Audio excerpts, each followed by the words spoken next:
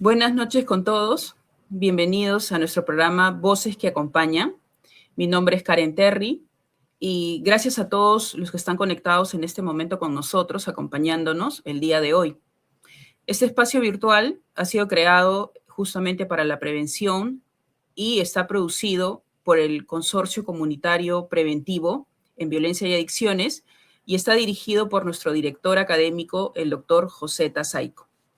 En esta tercera edición tocaremos un tema bastante importante que nos afecta a todos como sociedad: la adicción a las drogas en el Perú y los datos estadísticos más relevantes. En estudios recientes se reporta que aproximadamente el 11% de peruanos han consumido alguna sustancia ilícita en algún momento de su vida. Y entre Lima Metropolitana, aproximadamente el 6% de los adolescentes reconocen haber consumido ya sea cocaína o marihuana. Nos dice esto que no es un problema aislado, sino una realidad cotidiana que actualmente aqueja a nuestra sociedad. Es importante, hoy veremos cifras muy importantes que desconocemos quizás algunos de nosotros. Y también hablaremos qué hay detrás de estos números, ¿no? Aquellas personas, familias, ¿no?, que están aquejados por esta problemática social. Quisiera dar el pase en este momento y presentar a nuestro director académico, el doctor José Tasaico Félix, a quien le vamos a dar el pase, sino antes leer su ficha de vida. El doctor José Tasaico es el director académico del Consorcio Preventivo, es psicólogo de profesión con estudios en la Universidad Ricardo Palma, trabajó en Cedro por 25 años y es asesor de la Red de Comunidades Terapéuticas del Perú. Es un docente universitario, conferencista a nivel nacional e internacional. Doctor, le damos el pase a usted para que pueda darnos algunas palabras de bienvenida. Gracias, Karen. Buenas noches con todos los que están conectados el día de hoy. Muchísimas gracias por preferir este espacio, Voces que Acompañan. Es un programa comunicacional del Consorcio Comunitario Preventivo. Es nuestro afán querer llegar a muchas más personas, a muchas más familias, para poder, de alguna otra manera, poner en el tapete, ¿no?, de discusión sobre estos temas que son invisibles para nuestras autoridades, como es el consumo y el abuso de sustancias tóxicas. En esta tercera edición tendremos un invitado especial, un gran amigo, el doctor César Eguía, investigador nato de la Universidad Científica, a quien nosotros queremos y respetamos mucho por su conocimiento, por sus investigaciones, por su trabajo a nivel académico. Entonces vamos a tener una buena reunión el día de hoy. Esperemos que todos los que están conectados y los que se van a conectar disfrutemos de esta reunión con los datos que nos trae el doctor referente a este problema del consumo de sustancias. Nosotros, como el consorcio, queremos contribuir con un granito de arena frente a este problema tan grande que queremos hacerlo cada vez más visible. No porque nos interese el tema del narcotráfico, ni mucho menos, sino que el Estado no nos mira a nosotros de manera integral. El problema de las drogas no solamente ataca a la persona que lo usa o lo abusa, sino que también es a la familia, también es a la sociedad.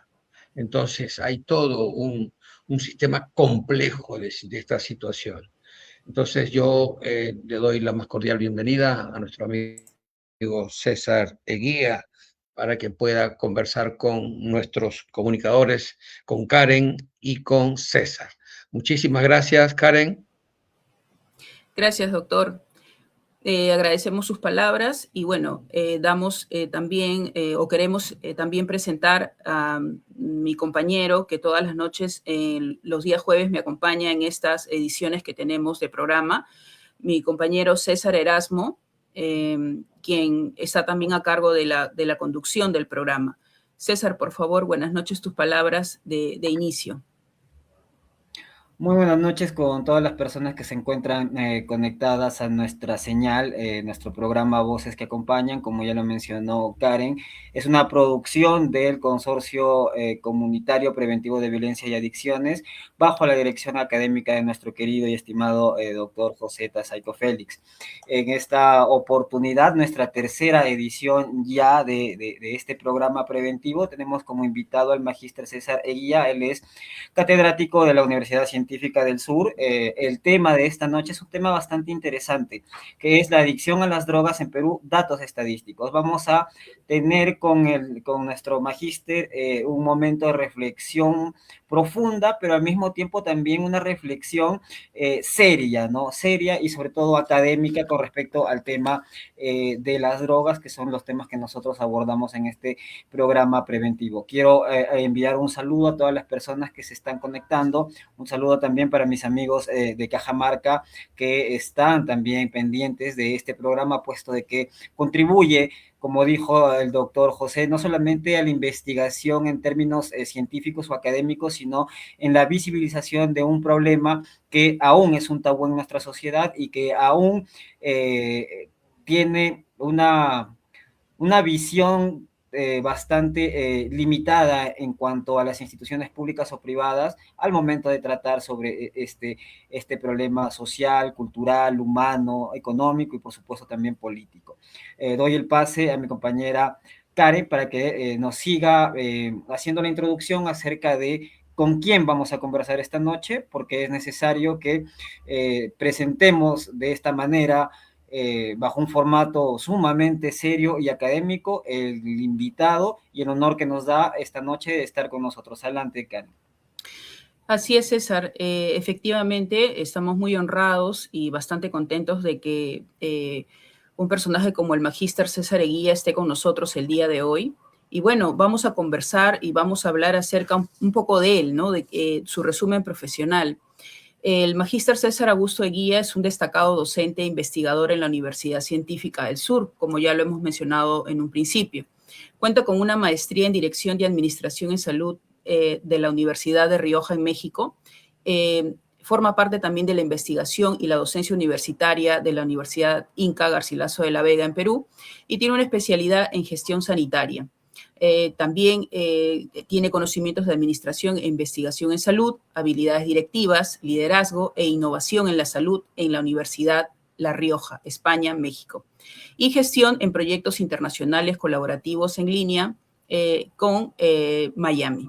Sus aportes importantes: es un profesional de amplia experiencia en la docencia universitaria en el campo de la investigación, ciencias sociales y de salud, en pregrado, especialidades, internado en psicología, externado en medicina humana y posgrado en diversas universidades de Perú, siendo miembro del Comité de Ética de la Universidad Científica del Sur. Cuenta con publicaciones de algunos artículos en revistas indizadas de alto impacto internacional en español e en inglés. Es ponente destacado en eventos científicos nacionales e internacionales, siendo asesor de proyectos de investigación, psicométrico y estadístico.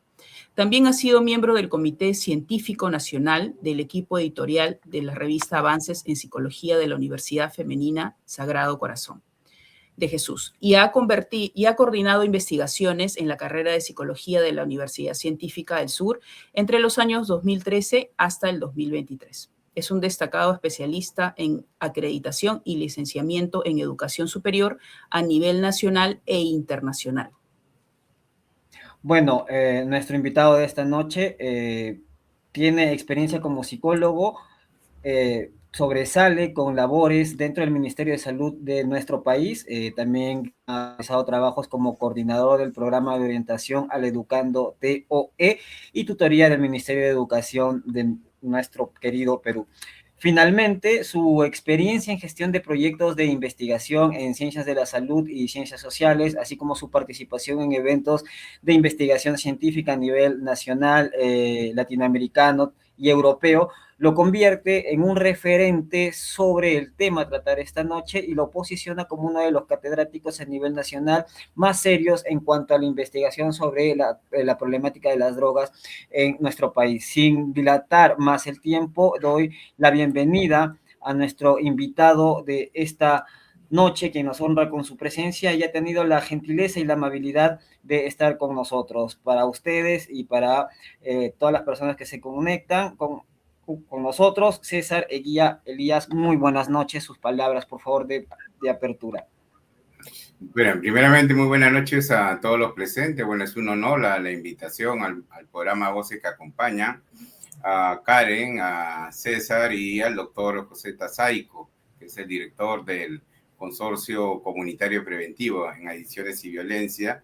Bueno, yo creo que este tema va a ser muy interesante en el aspecto que hay datos que van a permitir aclarar y poder precisar información que es relevante, ¿no? Para poder trabajar en diferentes actividades en los profesionales en la actualidad, ¿no? Sobre un tema que es álgido, aunque preocupante, pero de mucho interés para poder abordar en diferentes acciones en nuestro país. Así es, doctor. Efectivamente, nosotros estamos en la misma línea de pensamiento. Creemos que el abordaje de temas como las adicciones a las sustancias o ilícitas o al alcohol o cualquier tipo de adicciones en general tiene que tener una plataforma académica de difusión para generar prevención, ¿no? Utilizando herramientas como las que estamos usando ahora, que son herramientas digitales, que en el siglo XXI no podemos soslayar de ninguna manera al tratar un fenómeno tan acucioso, preocupante y un fenómeno no solamente a nivel de un problema de salud pública o un problema político o un problema social o cultural, sino un fenómeno que básicamente es un problema humano, ¿no? Que deshumaniza a la persona que lo padece e inclusive atenta contra la propia dignidad de ser humano tal cual nos concebimos a nosotros mismos. Yo quisiera partir haciendo una pregunta a manera de apertura y de reflexión para que usted nos comparta sobre el concepto, ¿no? ¿Cómo conceptualizamos una adicción? ¿Y cuál es el proceso para que una persona derive en un problema de adicción, en este caso, o a alcohol o a sustancias ilícitas, como puede ser la marihuana, la pasta básica, la cocaína, anfetaminas, etcétera? Por favor, magíster. Sí, bueno, una pregunta muy interesante y relevante, ¿no? Las adicciones, en realidad, de acuerdo a la Organización Mundial de la Salud, nos dice que es un trastorno de salud mental, ¿no? Y ese trastorno de salud mental lo sufre no solamente en el Perú, a nivel mundial.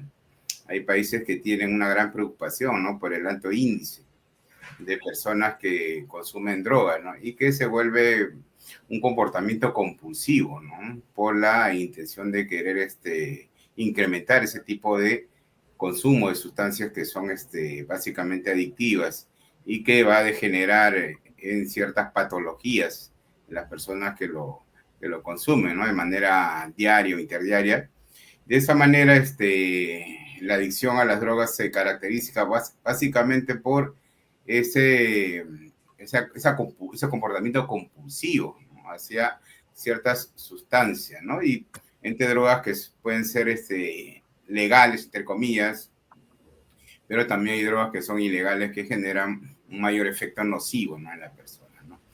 Ahora hay diferentes, de repente, causas y características que predisponen a una persona para que tenga esta adicción.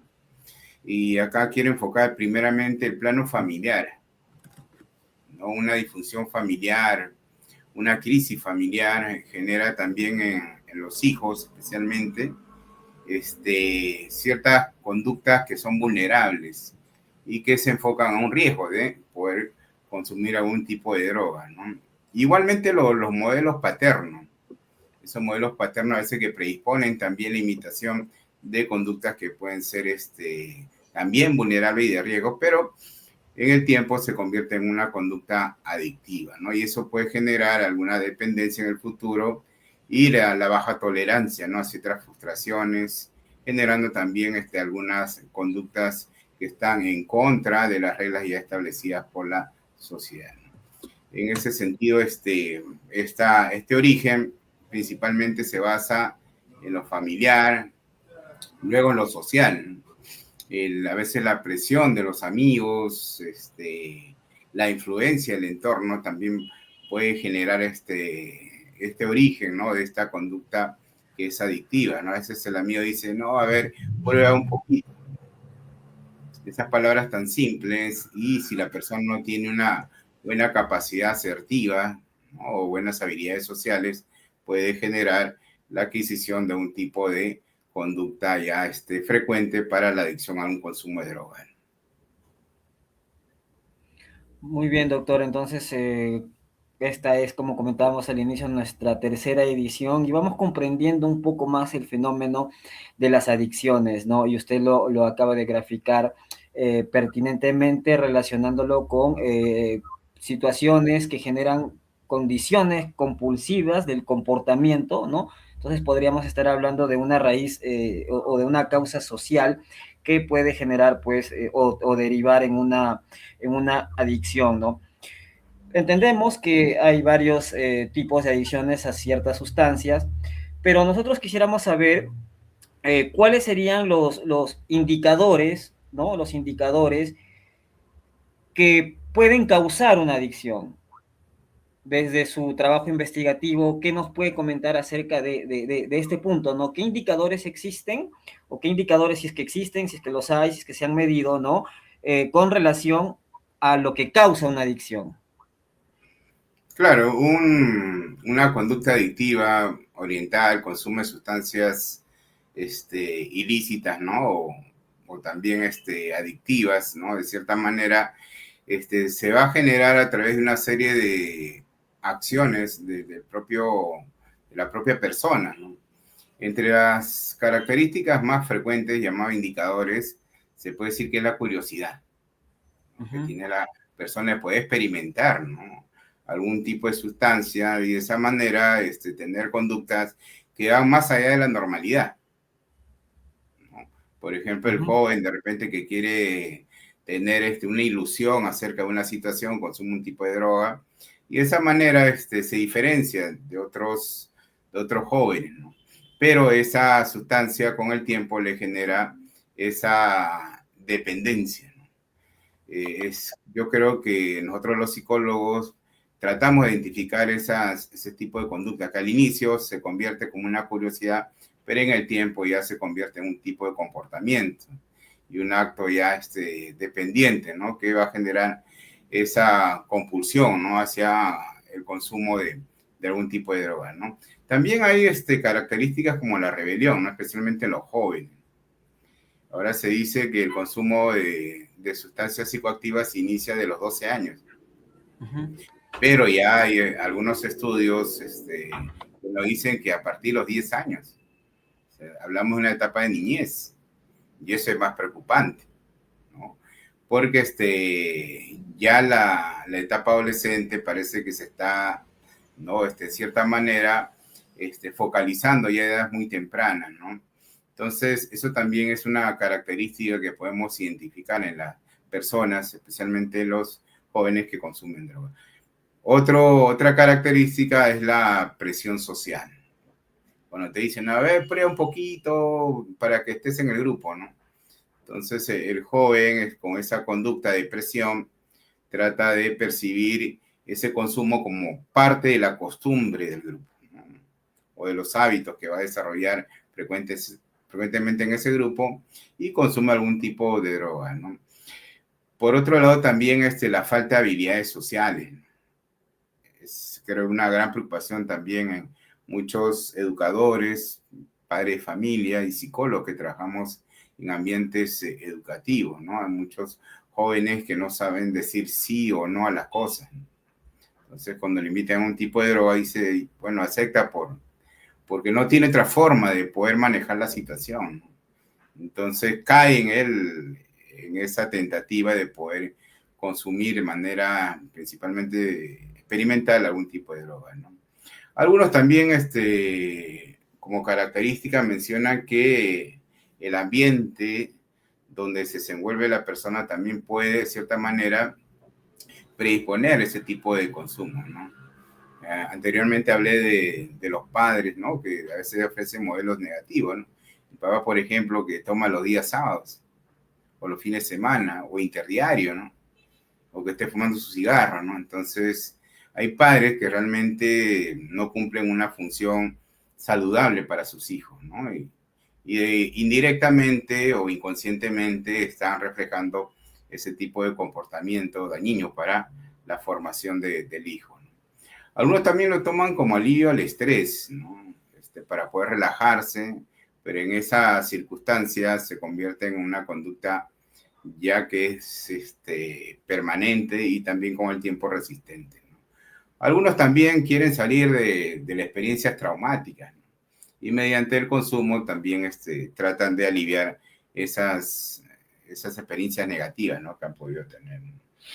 Entonces son características que van a permitir señalar que la persona tiene una predisposición, ¿no?, hacia un consumo de drogas, ¿no? Muy importante también ver el ambiente sociocultural de la persona, ¿no?, donde se desenvuelve, ¿no?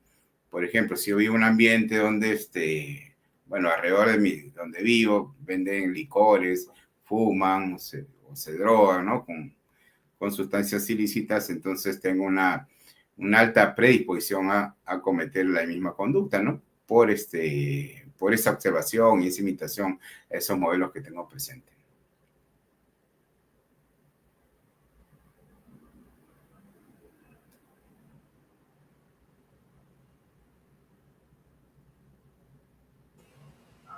Disculpen, se me cortó un poco el audio, fue una falla técnica.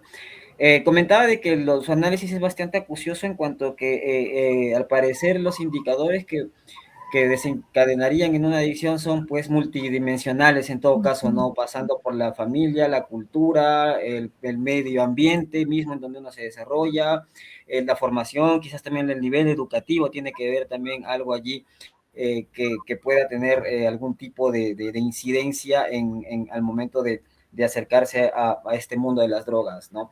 En cuanto a los datos estadísticos, se mencionó en el transcurso de esta edición de que la edad del consumo de los jóvenes está disminuyendo.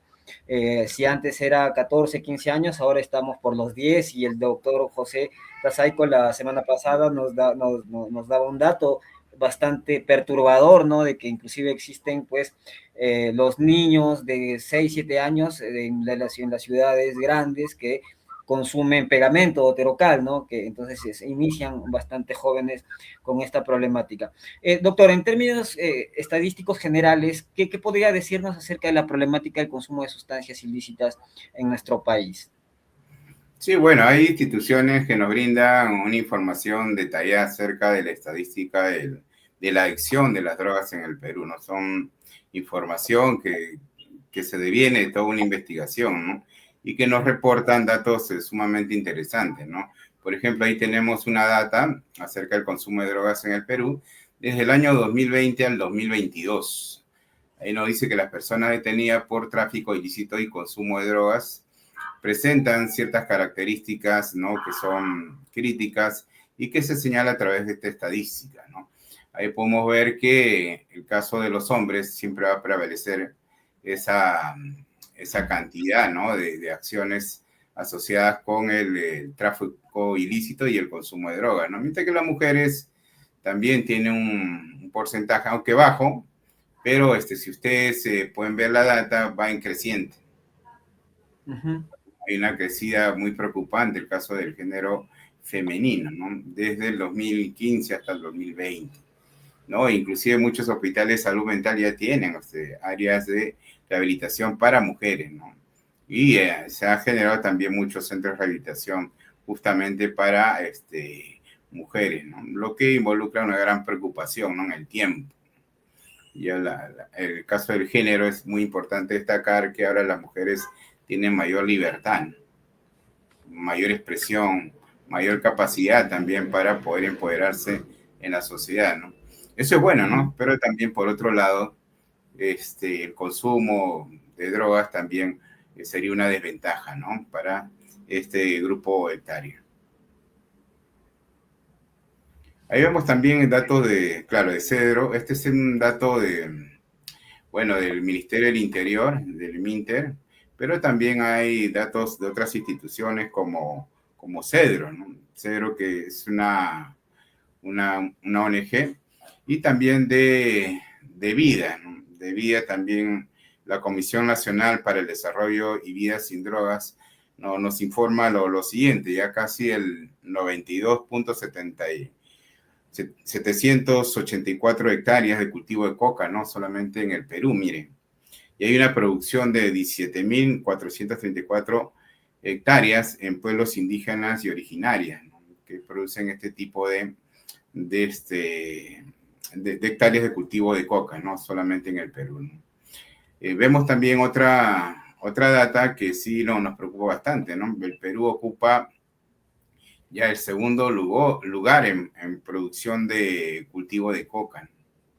Entonces, estas datas van alineadas al incremento del consumo de cocaína, ¿no? Que son los derivados, pasta básica de cocaína, entre otros tipos de drogas, ¿no? El Cacedro nos muestra el cultivo de coca en el Perú. Entonces, el primer lugar lo tiene Bolivia, ¿no? Bueno, preocupantemente en el segundo lugar está Perú, ¿no? Y tercer lugar está Colombia, ¿no? También con una crecida en las hectáreas de este cultivo de hoja de coca, ¿no? Entonces, muchos de estos derivados, ¿no? de la coca van destinados también a poder elaborar algún tipo de droga ilícita. Y esa es una gran preocupación actualmente en nuestra nación, ¿no? Y en otros países. Vemos que también estas cifras nos generan, de cierta manera, en las instituciones, un problema de salud pública, ¿no? Que se debe enfrentar con políticas que sean viables y accesibles para las instituciones y también para las sociedades de manera colectiva. Adelante, Karen, por favor. Claro, realmente es información bastante importante como para que nosotros podamos reflexionar un poco acerca de lo importante que es el entorno familiar, ¿no? De donde nosotros empezamos a enseñarle a nuestros hijos qué es lo bueno, lo malo y brindarle justamente ese soporte que ellos necesitan para que cuando tengan una situación difícil como esta puedan decir que no.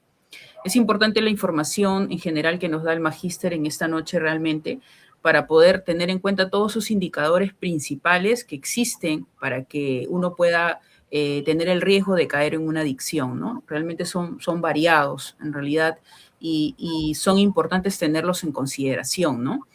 En esta parte, magíster, hablando ya un poco de la educación, ¿no? De la familia, de los jóvenes, ¿cuál sería el rol de la universidad en la formación de profesionales con respecto al problema de las drogas? ¿Cómo va este tema dentro de las universidades? Bueno, les comento lo siguiente, ¿no? Dentro de las universidades, bueno, se plantean acciones preventivas, básicamente, y de generar también acciones de estilo de vida saludables para los niños y jóvenes, principalmente, que son la población que va a estar afectada, ¿no? Por este tipo de comportamiento vulnerable y de riesgo en la adicción. Entonces, muchos profesionales, por ejemplo, en psicología, ¿no? En sociología, en educación, en derecho, en administración, porque también hay consumo dentro de los ámbitos laborales.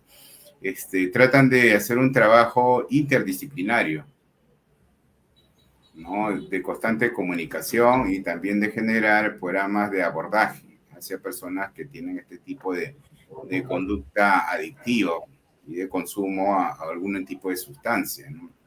Entonces, formamos profesionales que, en el caso de la psicología, que puedan conocer el problema de manera real, poder evaluar también a las personas y también diseñar programas de intervención que puedan ayudar a prevenir conductas vulnerables y de riesgo, ¿no? Y también de hacer promociones del estilo de vida saludable en poblaciones que puedan estar afectadas, ¿no? Inclusive la escuela para padres, ¿no? Que ayuda también a entender cuál es la etapa que pasan muchos niños y adolescentes, ¿no? Que lamentablemente algunos no son comprendidos, ¿no? Muchos veces el padre dice, pero yo no era así, ¿no? Yo nunca he pasado esas cosas, ¿no? Pero en vez de ayudar, no comprende la situación real de su hijo, ¿no? o algunos que son indiferentes, ¿no? Ante la vida de su hijo, ¿no? Lo mandan al colegio y no saben con qué tipo de amigos se juntan, ¿no? Si es una influencia positiva o negativa. Entonces, es importante poder precisar que ya los profesionales en las universidades tienen esa, se le puede decir, misión, ¿no?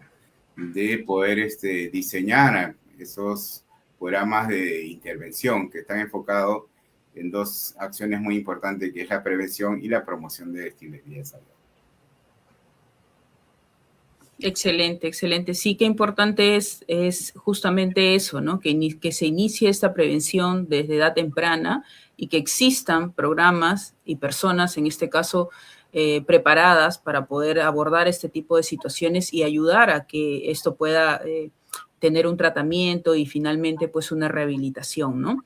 Y en este caso, Magíster, de acuerdo a lo que usted ha investigado y está cerca de aquellos profesionales que están en formación en la parte de la psicología, ¿usted ve muchos casos que se orientan a las adicciones o cree usted que todavía es un tema un poco, o un ámbito un poco difícil, tabú? Le digo esto porque, bueno, dentro de lo que son los psicólogos, pues que comienzan a ver más o menos a qué ramas se van orientando, difícilmente quieren elegir el tema de las adicciones. Es como un tema, una población un poco difícil, una población un poco difícil de trabajar para algunos y quizás para algunos incluso les da temor. ¿Usted cómo ve esa parte, hacia dónde hay la opción de que los psicólogos se vayan alineando hacia ese público objetivo o usted ve que todavía hay un rechazo, digamos, inconsciente a ese tipo de población actualmente? Bueno, sí, percibo, ¿no? Si vemos las cifras actualmente profesionales, el campo de ciencia de la salud se dedican a lo clínico principalmente, ¿no? Hay muchos psicólogos clínicos, hay psicólogos educativos, pero lo que sí tendría una baja, de repente, expectativa, ¿no? Por hacer un trabajo es en profesionales que siguen al campo social comunitario. Poquísimos hay, ¿no? Uh-huh. Depende también las expectativas económicas, la expectativa de, bueno, de poder hacer un trabajo exitoso, eficiente, ¿no? Dentro de ese ámbito, ¿no? Por ejemplo, en los colegios, bueno, es interesante porque en los colegios tú vas a encontrar una serie de necesidades. Ya hubo un estudio, miren, ya el Ministerio de Educación, justo con MINSA y de Vida, hicieron un estudio, ¿no? Habían podido destacar que el 45% de los estudiantes tiene alguna situación, ¿no? Hacia el consumo de alguna sustancia ilícita, ¿no? Por ejemplo, en mi experiencia trabajando en colegio ya hace 25 años, he podido identificar muchos jóvenes de temprana edad que no solamente consumen drogas, sino que venden drogas. O sea, no solamente está el tema de que ellos puedan consumir ese tipo de droga que es ilícita, lo más preocupante es que ellos puedan vender ese tipo de droga y se arriesgan, ¿no? Llevando mucho de esa droga, especialmente la marihuana, ¿ya? Y el alcohol, arriesgándose, ¿no? Arriesgándose a cometer una falta dentro de la institución y también arriesgándose a más compañeros. Entonces, sí se necesita actualmente en el campo de la educación y en la sociedad psicólogos sociales comunitarios. El psicólogo educativo, de cierta manera, trata también de promover estilos de vida saludables y también de desarrollar talleres preventivos, ¿no? Pero básicamente los profesionales en el campo social comunitario son muy limitados, ¿no? En la actualidad, ¿no? Y eso creo que nos ayuda también a poder fomentar un trabajo, ¿no? Para estos tipos de jóvenes que son vulnerables al consumo de algún tipo de droga, ¿no? Entonces, ese porcentaje va creciendo en el tiempo, ¿no? Y Así eso es. depende también de la crisis, ¿no? Política, gubernamental, familiar, social. Entonces, todo ese conjunto de ámbitos críticos produce que los jóvenes estén desorientados. Muchas veces la salida más fácil, entre comillas, es el consumo de algún tipo de sustancia psicoactiva. Así es. Muy bien, hay una pregunta que me están dejando en el interno, que se la voy a trasladar inmediatamente a nuestro invitado de esta noche. La pregunta es del psicólogo Martín Bautista y dice lo siguiente, dice, ¿qué estrategias comunicacionales y comunitarias se están considerando para que estos resultados de las estadísticas no queden solo en el ámbito técnico, sino que promuevan conciencia, reduzcan el estigma y faciliten la búsqueda temprana de ayuda? Sí, aunque bueno, a partir de las cifras que hemos podido señalar, las acciones no son muy alentadoras, ¿no? De cierta manera hay que ser realistas, ¿no? Pero ya las instituciones y los profesionales en diferentes organizaciones han podido, de cierta manera, poder contribuir, ¿no? A un manejo de ciertas conductas que sean adictivas, ¿no? En ese sentido, es importante acciones básicamente preventivas y promocionales, ¿no? Por ahí que se aplican modelos psicosociales, ¿no? Para poder ayudar a las personas que de repente están en un ambiente de riesgo, ¿no? De vulnerabilidad, ¿no? Y poder hacer charlas, talleres, ¿no? Ofrecerle oportunidades también laborales, ¿no? Porque muchos jóvenes que consumen droga no encuentran otra salida, no encuentran oportunidades. Entonces se cae en este tipo de consumo, ¿no? Porque realmente no saben qué camino seguir. Entonces, el modelo psicosocial va a ayudar, ¿no? A poder entender y poder ayudar a estas personas que encuentren un ambiente que sea saludable. También desde el modelo sociocultural, ¿no? Hay que entender que también a veces muchos de los jóvenes provienen de estratos socioeconómicos bajos, ¿no? Aunque recuerden que el consumo de drogas no excluye, ¿no? Un estrato puede ser estrato alto, medio, ¿no?